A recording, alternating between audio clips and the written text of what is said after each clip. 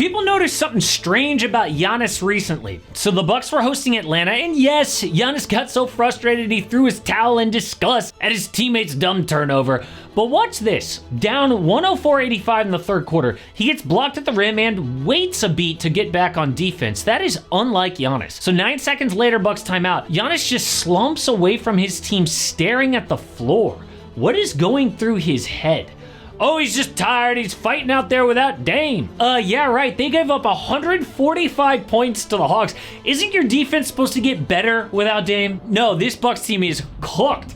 And Giannis is probably thinking to himself, where did it all go wrong? And do I actually have to leave this team for a chance to win another title? Well, that's exactly what other teams want him to be thinking, because the New York Post just reported multiple league personnel that have spoken with the Post say Giannis Antetokounmpo has been and remains plan A for the Nets. What?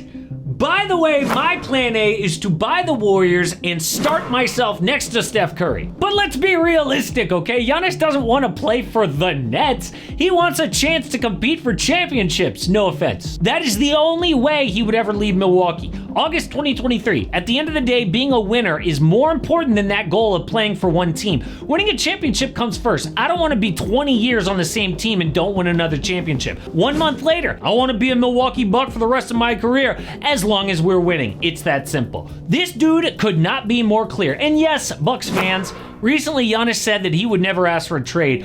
But 2 days after saying that, will my individual accomplishments like winning MVP be more important than the championship? This is the thing that maybe some players make a mistake. They stay in one place for too long.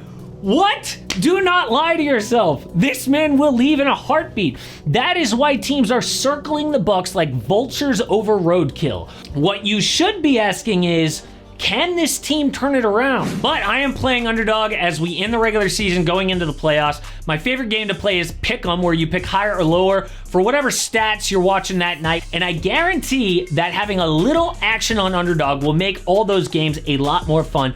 Plus, you can win a little money or a lot of money with their game streaks. If you stack 11 row, you can 1000x your money for basketball or baseball this time of year. So let's get that started off with my best 2 picks. First up is OG Anunoby, lower on his rebounds. And then Stephon Castle, the potential rookie of the year, lower on his rebounds and assists. And best of luck if you're tailing those picks. Check out this map. Underdog is available in all of these states you see here, including Texas, California, Florida with their game champions. But nothing helps out the channel more than use the promo code AMHOOPS when you sign up. You can get up to $1,000 in bonus cash plus a special free pick. Because 4 years ago, Giannis was holding the Larry O'Brien trophy. Some people say, oh, it was a lucky championship because the Nets got injured, KD's foot was on the line. But really? Giannis hyperextended his knee, then down 0-2 to Phoenix. They took 4 straight to win that title. But ever since then, the team has let him down. Chris Middleton was injured the entire second round the next year, so Boston beat him in Game 7. Then, Miami beat them as an 8th seed in Round 1 to another Round 1 exit last year. So the team has been backsliding. But what did the front office do to bail Giannis out? Well, after the Heat lost, they fired coach Mike Budenholzer. So embarrassed to be the 6th number 1 seed to lose to an 8. But the first 1 seed to get just 1 win from an 8th place team. Playoff Jimmy crushed their soul. But this is the ultimate example of having a replacement ready for when you fire the coach. Like, fans are always like, fire him. But like, who are you going to put in his place? Because for the Bucks, it was Adrian Griffin. Such a mistake, he was fired 9 months later for Doc Rivers. So let's recap how much money the front office has spent just on coaching. They let Bud go with 2 years, $16 million left on his deal. Cut Griff with 3 years, $12 million left, and signed Doc for $40 million. How does he keep getting these contracts? Oh, but that's just coaching money. Giannis doesn't care about that. What about basketball? Well, the big swing was Damian Lillard, which cost them picks and Drew Holiday. The Celtics swooped in to grab Drew to complete their roster. But we've yet to see a minute of Dame and Giannis in the playoffs. And even when they have played, it hasn't lived up to those expectations. Even with Giannis and Dame as all-stars, the Bucks somehow have the 15th ranked offense. How is that possible? Well, first, let's look at the best offense in the NBA. Look at the movement OKC has. Everyone is cutting and screening and relocating. It's beautiful. Look at Jalen Williams here, set a flare screen at the top of the key.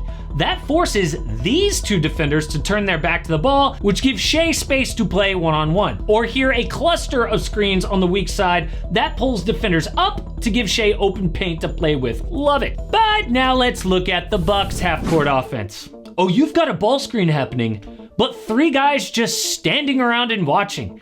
This allows off-ball defense to just chill in the paint and defend. What an ugly offense. Watch this play where Giannis is begging Taurean Prince to go cut.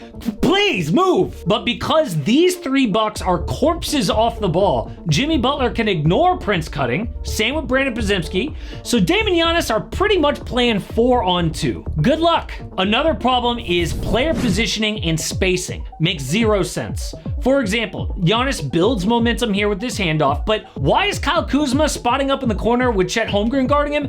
Kuz shoots 29% from 3, so Chet doesn't care about him. So Giannis has to deal with another 7-footer in the lane. How's that gonna work out?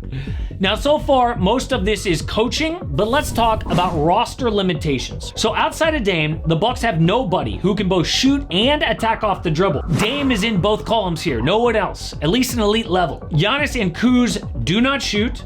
Brooke Lopez, Taurean Prince, and Gary Trent Jr. are capable shooters, but they lack ball skills and passing. On the flip side, like Boston's got Kristaps Porzingis, OKC has Chet Holmgren, Cavs have Evan Mobley, who's taken a huge leap this year, and all those teams have multiple guards and wings who bring value on and off the ball. The Bucks, oh, they've got stars, but they have not surrounded them with versatile players, so their offense sucks. That is on the front office. Oh, and by the way, we didn't even mention the draft. Like, can you believe that in this era where front offices are taking older guys to contribute right away, like Dalton Knecht or Jaime Jaquez, the Bucks' John Horst took 19-year-old AJ Johnson, who is so inexperienced, couldn't contribute at all, and got dealt 8 months later. Still on the board in that draft, by the way, Ryan Dunn, contributor for the Suns, Isaiah Collier, who just broke John Stockton's rookie assist record, and Kyle Filipowski. So because of this, the Bucks are 0-10 against top 3 seeds in the East this year.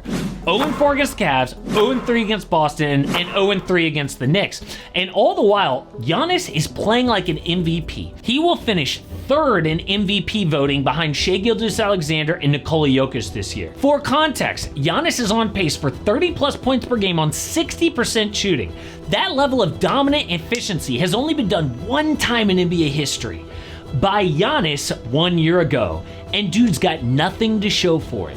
So what happens next? Are the vultures right and Giannis demands a trade? Or do the Bucks have one trick left up their sleeve? Well, to make a move, they're gonna need assets. And looking at their tradable contracts, the Bucks have Pat Connaughton, Bobby Portis, AJ Green, Andre Jackson Jr., Chris Livingston, and Tyler Smith.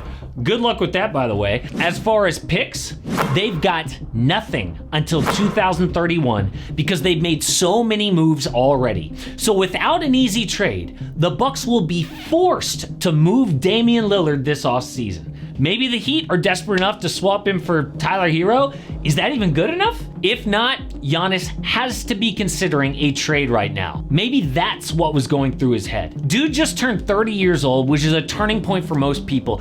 And judging by Giannis's body language lately, the Bucks are out of options, and Giannis knows it. But speaking of big changes, the Grizzlies just fired their head coach, and immediately people are asking, what does Ja Morant have to do with it? Well, details are leaking out every day, and we know what role Ja played. The allegations are crazy, but this is a look at what went down.